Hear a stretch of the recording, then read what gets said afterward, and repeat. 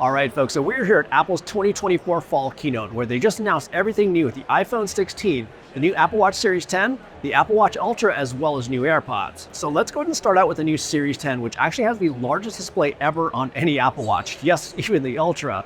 It's also thinner and lighter. There's new finishes and materials, and it also comes with a new depth gauge, which allows the Series 10 to track snorkeling. So for the aluminum models, we have a jet black, a rose gold, as well as a silver color, and they kind of have this interesting shine to them where they're almost matte at some angles. So these new colors are definitely not super shiny or anything like that, but they're a lot more subtle. And they say they use something like a 30-step anodization process to achieve this look. Now, they've had their stainless steel Apple Watch option for quite a few years, but they're actually transitioning this year to a grade 5 titanium option for their more premium offering, which isn't just about a different look, but it also allows them to achieve a lot lighter watch than they can do with stainless steel. So with this new polished titanium case, it's going to be 20% lighter, and it comes in a natural color, a gold color, as well as a dark slate color, all with a PVD coating. So it's kind of cool to see them offer more than just a natural titanium color with these new titanium case options. Now, when it comes to size and weight, they actually increased the case size on both the large as well as the small Series 10, where the large version is now 46 millimeters versus 45 millimeters from before, and then the small version is 42 millimeters versus 41 millimeters.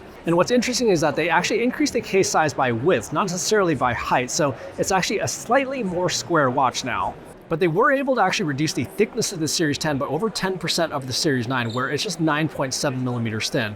And that's pretty darn thin, by the way, for a watch, and you can really notice that when you're wearing it. And to achieve this, they basically had to shrink everything inside, from the processor all the way to the speaker, but they did say that the speaker should be on par with previous generations. Now, one huge change with the speaker on the Series 10, though, is that you can actually now listen to music and media on the speaker itself, where previously you'd have to have a pair of Bluetooth headphones. So that's kind of big. And by the way, with the new music and playback capabilities on the speaker, that's going to be available on the Series 10 as well as the Apple Watch Ultra 2. Now, along with that slightly bigger but thinner case, they were actually able to cram in a bigger display with the biggest display yet. Yes, even bigger than the Ultra. And bigger is definitely better, at least when it comes to the display, where it's not only going to be easier to see text, where you can actually increase the font size, but you can see more text, and using the keyboard will actually be a lot easier as well. And then another improvement they brought with the display on the Series 10 is what they're calling a new wide-angle display, where you're able to see the display at off angles a lot easier than before. And then one more improvement with the display is that when the display dims to its always-on display mode, the display actually stays active. So this will be noticeable with stuff like second hands or watch face animations, where they'll actually stay active and move even while you're not interacting with the watch. And they say they've also improved the transition to the always-on display mode, where it's supposed to be a smoother transition to when it dims. And then the sides of the Series 10 case also have slightly more rounded corners than before, so it is a little bit different shape, but it's still totally familiar. But the glass does kind of go further down on the sides. Another upgrade on the hardware end of things is a new depth gauge, and this allows the Series 10 to track snorkeling with the Oceanic app, where you'll be able to track snorkeling down to 6 meters or 20 feet, and it'll also track water temperature. The Series 10 still has a 50-meter water resistance rating, but it's just that the snorkeling and depth gauge go down to 6 meters or 20 feet, so it isn't quite to the dive capabilities of the Ultra, where that can actually do full-on recreational scuba diving, but it is interesting to see them add this feature for the Series 10. And then on the battery life end of things, the Series 10 still has the same all-day 18-hour battery life as previous Apple Watches. And while we definitely all want longer battery life out of an Apple Watch, there certainly must be some efficiency improvements inside, considering it not only has a thinner case, but also has a larger display. However, they do have faster charging with the Series 10, where you can place it on a charger for like 30 minutes when it's empty, where you can get something like an 80% charge, which is kind of impressive.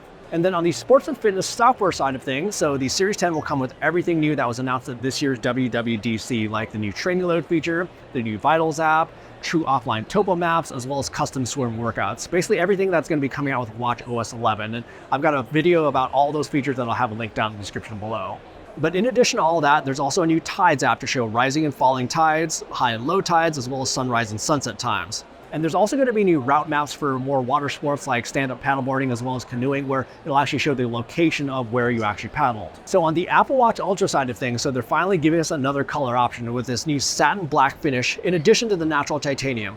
So this is a new matte PVD black finish with a diamond-like coating for increased scratch resistance. They are still using grade 5 titanium for the case, but they've actually also updated the back with this new dark zirconia back crystal, so everything kind of matches. And along with that, they also have matching black hardware with a new dark titanium Milanese loop, where they're using a corrosion-resistant titanium that's kind of flattened and then crafted into this quite interesting and unique band. The buckle is supposed to take inspiration from parachutes, where it kind of has this nice satisfying click to it when you snap it in place, and then there's these kind of two little buckles on the side that release it.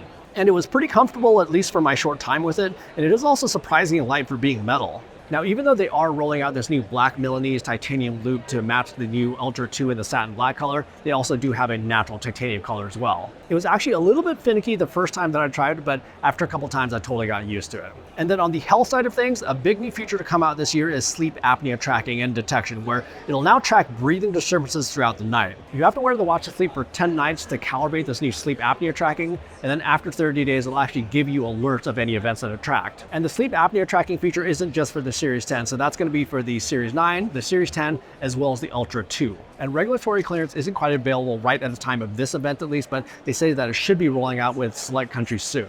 So that's everything new with the new Series 10 as well as the Apple Watch Ultra 2, and we finally do have that new dark satin finish.